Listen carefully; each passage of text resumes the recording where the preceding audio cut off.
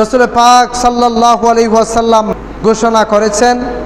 হযরত মুআজ বিন জাবাল রাদিয়াল্লাহু তাআলা আন এই হাদিসটি রওয়ায়াত করেছেন, বাইহাকি শরীফের মধ্যে এসেছে হাদিস কানা, যেখানের মধ্যে রাসূল পাক সাল্লাল্লাহু আলাইহি ওয়াসাল্লাম বলেছেন, কোন সমাজ যদি আমরা সুন্দর করতে চাই, কোন সমাজের মধ্যে ইসলামিক আইন যদি প্রতিষ্ঠা করতে চাই, অথবা কোনো সমাজের মধ্যে যদি শান্তির আবাসস্থল বানাতে চাই, কোনো সমাজকে, কোনো ব্যক্তি, কোনো পরিবার, সামাজিক, রাষ্ট্রীয় সর্বক্ষেত্রে যদি শান্তি বহমান রাখতে চায়, শান্তি যদি বিরাজমান রাখতে চায়, রাসূল পাক সাল্লাল্লাহু আলাইহি ওয়াসাল্লাম বলেছেন সেই সমাজের মানুষদেরকে 10টা গুণাবলী সেই সমাজের মানুষকে অর্জন করতে হবে।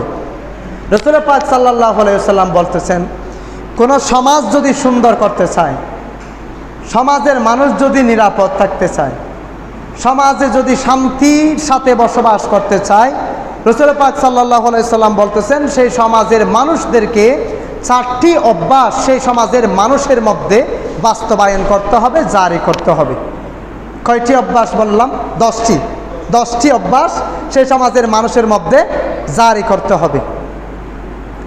এখন আমরা সাধারণত এই কথাটা জানি, মনে করেন আমাদের সমাজের একটা পুকুর আছে, সমাজের একটা পুকুর আছে, সব মানুষ এই পুকুর থেকে বেশি আর কম পুকুরের পানিগুলো ব্যবহার করে। কোনো একজন মানুষ যদি একটা মরা কুকুর অথবা মরা গরু অথবা এমন কোনো দুর্গন্ধ জিনিস যেগুলো পুকুরে ফেললে পানিগুলো নষ্ট হয়ে যায়, ওই রকম যে কোনো একজন ব্যক্তি যদি একটা মরা ছাগল অথবা কুকুর এনে যদি পুকুরের মধ্যে ফেলে দেয়, এই পানিগুলোকে আর কেউ ব্যবহার করতে পারবে? একটু কথা বলতে হবে, ব্যবহার করতে পারবে? কেন পারবে না? ফেলছে কিন্তু একজন, কষ্ট পাবে সবাই। পুকুর নষ্ট করছে একজনে, কষ্ট পাবে সবাই। এই জন্য রাসূল পাক সাল্লাল্লাহু আলাইহি ওয়াসাল্লাম এখানে বলেছেন প্রত্যেকজন ব্যক্তিকে 10টি গুণাবলী অর্জন করতে হবে যদি সমাজে শান্তিতে থাকতে চায়। এখন কোনো মানুষই যদি এখানে ময়লা আবর্জনা না ফেলে, তাহলে শান্তি পাবে সব মানুষ, আর নষ্ট করবে একজন, কষ্ট পাবে সবাই। তাহলে তো এই জন্য আমরা সবাই যদি শিক্ষাটা অর্জন করি, সবাই যদি পুকুরটাকে রক্ষণাবেক্ষণ করার চেষ্টা করি, রক্ষা করার চেষ্টা করি, তাহলে আর কেউ কি কষ্ট পাবে? কেউ কষ্ট পাবে না। আমি ব্যবহার করলেও কষ্ট পাবো না, ব্যবহার না করলেও কষ্ট পাবো না, সব মানুষ শান্তির সাথে পুকুরটা ব্যবহার করতে পারবে। অনুরূপভাবে সমাজের মধ্যে একসাথে ঘর আছে লাগানো, একটার সাথে একটা ঘর লাগানো থাকে না, এরকম 50টা ঘর আছে, যে কোনো একটা ঘরের মধ্যে আগুন ধরেছে। এখন আমরা যদি চিন্তা করি আগুন ধরেছে তো ওই ঘরের মধ্যে, এখন আমরা আগুন নিভাবো কেন? ওদের ঘরে আগুন ধরেছে, আমরা চুপ করে বসে থাকি, আমাদের বরাবর আসলে তখন আমরা নিভাবো। ওই রকম মেন্টালিটি নিয়ে, ওই রকম চিন্তা চেতনা করে যদি কোনো মানুষ বসে থাকে, আচ্ছা যে আগুন ধরেছে নিভাইতে পারলো তো ভালো, যদি নিভাইতে না পারে আগুন ধরতে ধরতে সমাজের শেষ পর্যন্ত কি ধ্বংস করে দিবে না? এখন আমি যদি প্রথমেই আগুনটা নিভিয়ে ফেলতে পারি, ওই মানুষটা হয়তো রক্ষা ফেলো না ফেলে বাকি সবাই নিরাপদ থাকতে পারবে। অনুরূপভাবে কোনো ডাকাতের দল যদি বুঝতে পারে এই সমাজের মানুষ সবগুলো সিঙ্গেল বসবাস করে, মানে একা একা বসবাস করে, এই সমাজের মানুষগুলো সংঘবদ্ধভাবে বসবাস করে না, এই কথা যদি কোনো একটা ডাকাত দল বুঝতে পারে, তাহলে ডাকাত দল চেষ্টা করবে কি, আজকে এক ঘর, আগামীকালের পরের ঘর, এর পরের দিন এর পরের ঘর, একটা ঘরগুলো ডাকাতি করার সুযোগ পাবে, সাহস করতে পারবে। আর যদি ডাকাত দল যদি জানে এই সমাজের সব মানুষ সংঘবদ্ধ হয়ে বসবাস করে, কোনো একদিকে বড় করা আওয়াজ আসলে বাকি সবাই একসাথে ঝাঁক হয়ে সবাই ঝুঁকে পড়বে, এরকম যদি জানে, অন্য এলাকার ডাকাত দল তো দূরের কথা, কোনো মানুষ, কোনো ডাকাত দল সাহস করবে ওই এলাকার মধ্যে গিয়ে ডাকাতি করার? বলেন সাহস করবে? কেন করবে না? কারণ ওরা জানে ওই এলাকার প্রত্যেকটা মানুষ সংঘবদ্ধভাবে বসবাস করে, কোনো প্রকারের কোনো এক সাইডে কোন একটা মানুষের প্রতি যদি আঘাত আসে সব মানুষ ঐক্যবদ্ধ হয়ে ঝাঁপিয়ে পড়বে। সুতরাং ওই সমাজের মানুষের সাথে কথা বলতে একটু হুঁশিয়ারে কথা বলিও, সাবধানে কথা বলিও, অন্য বাহিরের মানুষগুলো এইভাবে করে চিন্তা লালন করবে। কারণ মানুষগুলো জানে এই এলাকার মানুষ সংঘবদ্ধভাবে বসবাস করে, একজন আরেকজনকে ছাড়া চলে না, একজন আরেকজনকে বাদ দিয়ে চলে না, সবাই একে অপরের সাথে ঐক্যবদ্ধ হয়ে ওই সমাজে বসবাস করে। এটা যদি বাহিরে মানুষ জানে, আর বাহিরে মানুষ যদি জানে এলাকার মানুষ কারোর সাথে কারো মিল নাই, কারোর সাথে কারো সম্পর্ক নাই, কারোর সাথে কারো মহাব্বত নাই, দেখবেন রাস্তাঘাটে যেদিকে ভাই সেদিকে কেউ টিটকারি মারবে, কেউ ঢিল মারবে, কেউ ধাক্কা দিয়ে খালে ফেলে দিবে। কেন? ওরা জানে একে মারলে ধরার মতো কেউ নাই, একে ধরলেও গালি দিলেও বকাবকি করলেও বাঁচিয়ে নেওয়ার মতো এমন কেউ নাই। এই জন্য রাসূল পাক সাল্লাল্লাহু আলাইহি ওয়াসাল্লাম বলেছেন, সমাজকে যদি সুন্দর করতে চায়, প্রথমে ব্যক্তি জীবনকে যদি সুন্দর করতে চায়, তারপরে ব্যক্তি জীবন যদি সুন্দর হয়, অটোমেটিকলি পারিবারিক জীবনটা সুন্দর হয়ে যাবে। পারিবারিক জীবন যদি সুন্দর হয়, সামাজিক জীবন সুন্দর হবে। সামাজিক জীবন যদি সুন্দর হয়, তাহলেই তো রাষ্ট্রীয় জীবন সুন্দর হবে। তো এই জন্য রাসূল পাক সাল্লাল্লাহু আলাইহি সাল্লাম বলেছেন, কোন সমাজকে যদি সুন্দর করতে চায়, প্রত্যেকটা মানুষের মধ্যে 10টি গুণ, 10টি বৈশিষ্ট্য তার মধ্যে অর্জন করতে হবে। এই হাদিসখানা হযরত মুআজ বিন জাবাল রাদিয়াল্লাহু তাআলা আনহু বর্ণনা করেছেন, আর বাইহাকি শরীফের মধ্যে হাদিসখানা নোট করা হয়েছে। সম্মানিত হাজিরিন, তো যদি আমরা নিজেদের জীবনকে সুন্দর করতে না পারি, তাহলে আমাদের পারিবারিক জীবন সুন্দর হবে না। পারিবারিক জীবন যদি সুন্দর না হয়, আমাদের সামাজিক জীবন সুন্দর হবে না। এই যে আমাদের ব্যক্তি জীবন সুন্দর না হওয়া, সেগুলো আমাদের পরবর্তী যে প্রজন্মগুলো আসবে তাদের প্রতি মারাত্মক একটা এফেক্ট পড়বে। মারাত্মক তারা বাধাগ্রস্ত হবে, সমাজের মধ্যে ক্ষতিগ্রস্ত হবে। আপনি আমি, আমার পাওয়ার আছে, ক্ষমতা আছে, যেমনি ইচ্ছে সেভাবে করে আমি সমাজের মধ্যে চলে গেলাম, সমাজের মধ্যে আমার জীবনটা আমি শেষ করে দিলাম, কিন্তু আমার প্রজন্মকে এটার জন্য ভুগতে হবে। যেমন আপনারা উদাহরণস্বরূপ ইতিহাসের পাতা থেকে শিক্ষা নিতে পারেন। যেমন মীর জাফর ইতিহাসের পাতায় আছে না স্মৃতি? মীর জাফরের নাম শুনেন না আপনারা? এই যে মীর জাফর একটা কাজ করে গেল, আপনারা ইউটিউবে অথবা গুগলে সার্চ দিলে পাবেন, তাদের বংশধররা এখনো পর্যন্ত পরিচয় দিতে লজ্জাবোধ করে আমরা মীর জাফরের বংশধর, এটা পরিচয় দিতে লজ্জাবোধ করে। কেন? ওই যে বাপদাদা করে গিয়েছিল, তার স্বভাব তাদের উপর পড়েছে। আবার নবাব সিরাজউদ্দৌলা, তাদের বংশধররা যেখানে থাকুক না কেন বড় করে বলে আমরা নবাব সিরাজউদ্দৌলার বংশধর। কেন? কারণ তাদের কাজটা সেই রকম ছিল। অনুরূপভাবে ছোট হোক বড় হোক, আমাদের ক্ষমতা, আমাদের প্রভাব, আমাদের ধন, আমাদের সম্পদ, আমাদের এই প্রতিপত্তি যদি সমাজের মধ্যে সুষ্ঠুভাবে যদি আমরা ব্যবহার করি, আমাদের প্রজন্ম আমাদের সুনামগুলো কিন্তু থেকে যাবে। আর যদি আমরা সেগুলোকে সদ্ব্যবহার করতে না পারি, তাহলে আমাদের প্রজন্ম কিন্তু আমাদের এই মীর জাফরের বংশধর। এই স্মৃতি, এই একটা ঘৃণাত্মক কাজ যেটা করে যাব, ওই ঘৃণাত্মক কাজের জন্য আমাদের বংশ পরম্পরায়ণ কবরে গিয়ে তো দোয়া করবে দূরের কথা, বরঞ্চ কবরে গিয়ে আমাদের উল্টা লানত করবে আর গালিগালাজ করবে। কারণ তোমরা এমন কাজ করে গিয়েছো যার কারণে আজকে আমরা সমাজের মধ্যে মাথা উঁচু করে দাঁড়াইতে পারতেছি না। এটা আমাদেরকে বুঝতে হবে। তো এই জন্য রাসূল সাল্লাল্লাহু আলাইহি ওয়াসাল্লাম বলতেছেন, সমাজ যদি সুন্দর করতে হয়, প্রথমে ব্যক্তিকে সুন্দর হতে হবে, আমার নিজের লাইফটাকে সুন্দর করতে হবে, তাহলে আমার পারিবারিক জীবন সুন্দর হবে, তারপরে আমার সামাজিক জীবন সুন্দর হবে। হযরতে মুআজ ইবনে জাবাল রাদিয়াল্লাহু তাআলা আনহু বর্ণনা করেছেন, ক্বালা রাসূলুল্লাহ সাল্লাল্লাহু আলাইহি ওয়াসাল্লাম, উসিকা বিতাকওয়াল্লাহ ওয়া সিদকাল হাদিস। এক নাম্বার বললেন উসিকা বিতাকওয়াল্লাহ, এক নাম্বার হলো যদি নিজের জীবনকে সুন্দর করতে চাই, এক নাম্বার তাকওয়া অর্জন করতে হবে, পরহেজগারিতা অর্জন করতে হবে, খোদাভীতি নিজের মধ্যে অর্জন করতে হবে, আল্লাহর ভয় নিজের মধ্যে অর্জন করতে হবে। আর যে ব্যক্তি তাকওয়া অর্জন করতে পারে, আর ওই তাকওয়া থেকে মানুষটা মুত্তাকিতে পরিণত হয়ে যায়, মুত্তাকির কারণে মানুষগুলো আল্লাহওয়ালায় পরিণত হয়ে যায়। আওয়াজ দিয়ে বলা যাবে কি সুবহান? তাহলে এক নাম্বার কথা বললো কি? মুত্তাকি হতে হবে। দ্বিতীয় নম্বর হলো ওয়াসিদিকাল হাদিস, এবং সব সময় সত্য কথা বলতে হবে। যে পরিমাণ আমাদের সমাজের মিথ্যার চর্চা বেড়ে গেছে, ওটাকে আমাদের প্রথমে নিজেকে কন্ট্রোল করতে হবে মিথ্যা থেকে। যে কোনো মূল্যে, যে কোনো কিছুর বিনিময়ে, যে কোনো অবস্থায় মিথ্যাকে যে কোনো সময় আমাদেরকে পরিহার করতে হবে। কিন্তু আমরা মাসালা শিখে গেছি, ওই মিথ্যাকে দমন করার জন্য মিথ্যা দিতে সমস্যা নাই, মাসালা 3টা পেয়ে গেছি। আলেমরা বলেছে বউকে সন্তুষ্ট করার জন্য মিথ্যা বলা যায়। এই যে এই একটা ফতোয়া টেনে আমরা যে কোনো জায়গায় এখন মিথ্যার ব্যবহার বাড়িয়ে ফেলেছি।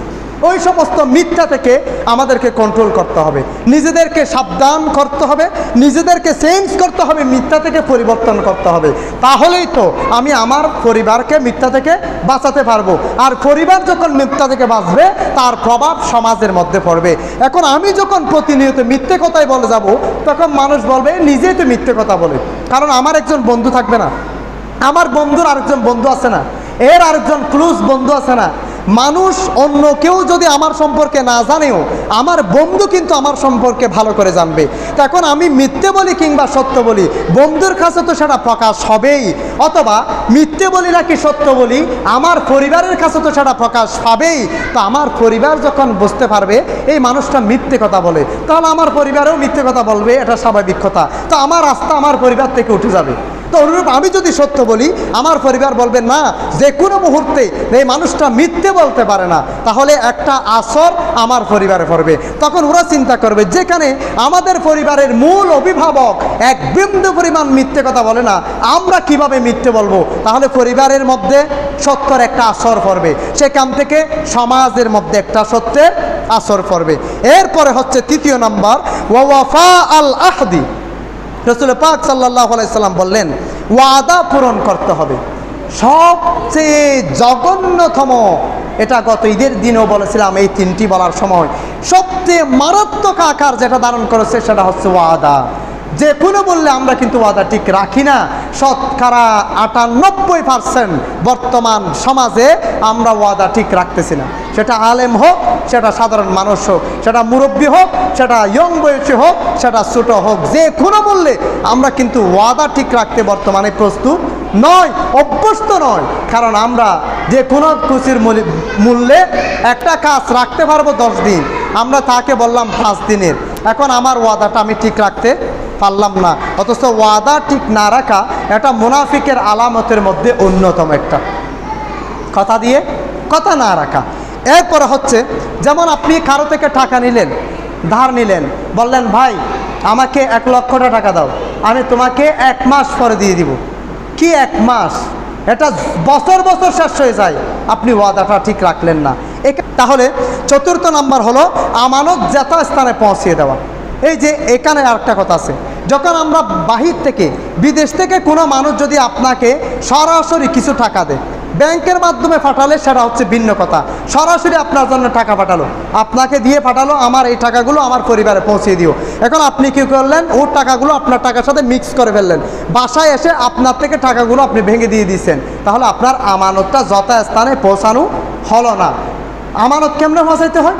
যেই রকম দিয়েছে খাম করে, অথবা যেভাবে করে দিয়েছে ঠিক সেই রকম জিনিস তার গন্তব্যস্থলে পৌঁছে দেওয়ার নামই হচ্ছে আমানত যথাস্থানে পৌঁছে দেওয়া।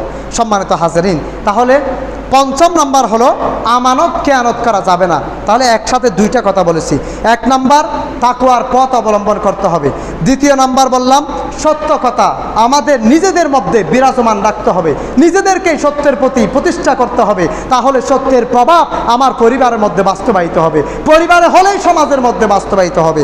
3য় নাম্বার বললাম আমানত যথাস্থানে পৌঁছে দিতে হবে। 4র্থ নাম্বার হলো ওয়াদা পূরণ করতে হবে। 5ম নাম্বার হলো খেয়ানত পরিহার করতে হবে। যে আমানতের আমরা খেয়ানত করি, তাহলে ওই খেয়ানত আমাদেরকে পরিহার করতে হবে।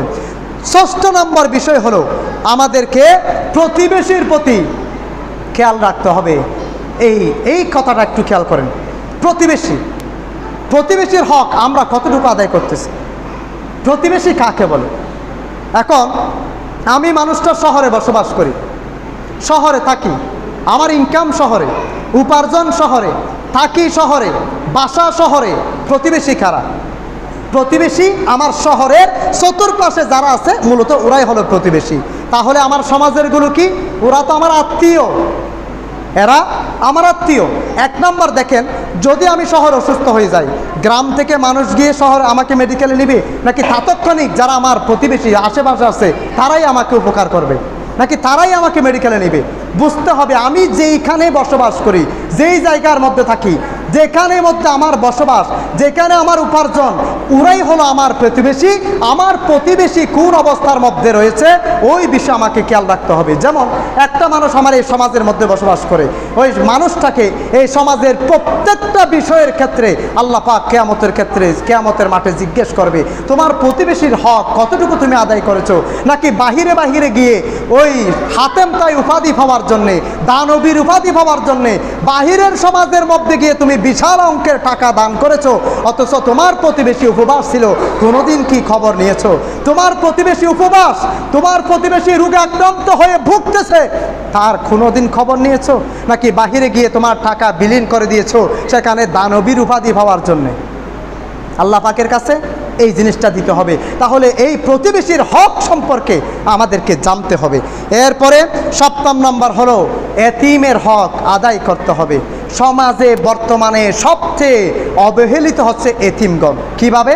দেখবেন বাপ মারা গেছে, চাচারা আর সন্তানদের বাতিজাদের সম্পদ দেওয়ার ক্ষেত্রে কার্পণ্যতা করে, তাদের হাঁটার রাস্তা নাই, রাস্তা ব্লক করে দিয়েছে, হাঁটার জন্য আর রাস্তা দেয় না, তাদের ঘরে ঘুমানোর মতো ঘরে জায়গা নেই, তাদের ঘর যেটা ছিল সেটাও আর উল্টা ভেঙে দেয়, কারণ তার তো লাঠি ধরার মতো কেউ নাই। বরঞ্চ রাসূল পাক সাল্লাল্লাহু আলাইহি সাল্লাম বলতেছে যারা এতিম তাদের হক যেন জলরা পরিমাণ হক যেন নষ্ট না হয়। তাদের হকগুলো যদি এতিমরা যদি নাবালক হয়, বরঞ্চ তার বাপ চাচা মামা যারা আছে তাদের দায়িত্ব হলো তাদের সম্পদগুলো নষ্ট না হওয়ার মতো করে নিজেদের দায়িত্বে লালন পালন করে তাদের হকগুলো তাদের কাছে পৌঁছে দেওয়া। বলুন না সুবহানাল্লাহ। তো এখন আমরা কি করি? আমরা তো বরঞ্চ যাকে নরম পায় তার ঘেড়ি চিবি ধরি। গ্রামের ভাষায় একটা কথা আছে, গ্রামের ভাষায় একটা কথা কি, যে নরম তার ঘেড়ি চেপে ধরা, এটা গ্রাম্য কথা। তো দেখবেন এরকম সমাজের মধ্যে যারা দুর্বল, যারা একটু প্রভাবশালী, দেখবেন দুর্বলদের প্রতি সবাই চাপাচাপি সৃষ্টি করেছে। এই জন্য রাসূল পাক সাল্লাল্লাহু আলাইহি সাল্লাম বলতেছেন যারা এতিম মিসকিন এদের হকগুলো যথাসময়ে আদায় করতে হবে, তাহলেই আমরা নিজেদের পরিবর্তনের গুলো আশা করতে পারি। 8 নম্বর পথ হচ্ছে নম্র ব্যবহার করা। কিছু মানুষ দেখবেন সমাজের মধ্যে অনেক কর্কশ ভাষায় কথা বলে, তাদের ভাষার মধ্যে কোনো মাধুর্য নেই। এই যে জঘন্যতম যে সমস্ত ভাষাগুলো ব্যবহার করে, রাসূল পাক সাল্লাল্লাহু আলাইহি সাল্লাম অন্য হাদিসের মধ্যে বলেছে ওই রকম কর্কটবাসীরা হচ্ছে জাহান্নামীদের একটা আলামত। নাউজুবিল্লাহ বলুন না। কর্কট ভাষাটা কিসের আলামত? জাহান্নামের একটা আলামত। এরকম খটখট ভাষায় কিছু মানুষ আছে যাদের ভাষার মধ্যে কোনো মাধুর্য নেই, কথা বলার সময় মানে মানুষ তাদের পাশেই যেতে পারে না, কথাবার্তা এমনভাবে বলে। অথচ রাসূল পাক সাল্লাল্লাহু আলাইহি সাল্লাম বলতেছেন নিজের মধ্যে নম্র ভাষার ব্যবহার করার প্র্যাকটিস করতে হবে, অভ্যাস করতে হবে। এরপরে হলো ব্যাপক হারে সমাজের মধ্যে সালাম প্রদর্শন করতে হবে, সালাম ব্যাপকভাবে ছড়িয়ে দিতে হবে। কিন্তু দেখবেন আজকে আমাদের সমাজের মধ্যে সবচেয়ে দুর্ভাগ্যজনক সত্য হলো আমাদের সমাজের মধ্যে সালামের প্রচারটা খুব মারাত্মকভাবে কমে গেছে। সালামের প্রচারটা একদম কমে গেছে। অথচ সাহাবী হাদিস শরীফের মধ্যে এসেছেন আসসালামু ক্বাবলাল কালাম, রাসূল পাক সাল্লাল্লাহু আলাইহি সাল্লাম বলেছেন এই কথাটা। এবং সাহাবীরা কোনো একটা সাহাবী আরেকজন সাহাবীর সাথে যখন দেখা হতো প্রথম বলতো আসসালামু আলাইকুম, আপনার উপর শান্তি বর্ষিত হোক। আমার দুশ্মন হলেও আপনার উপর শান্তি বর্ষিত হোক, আমার বন্ধু হলেও আপনার উপর শান্তি বর্ষিত হোক। তাহলে যখন আমরা সালামের ব্যাপকতা বাড়াবো, সালামের প্রসার যখন বাড়াবো, দেখবেন সমাজের এক একজনের সাথে এক একজনের ভ্রাতৃত্ব বন্ধন আরও কঠোর হবে, আরও মজবুত হবে, বন্ধনটা আরও মজবুত হয়ে যাবে। কারণ সালামের মাধ্যমে মানুষের একজনের প্রতি আরেকজনের মহাব্বত বাড়ে।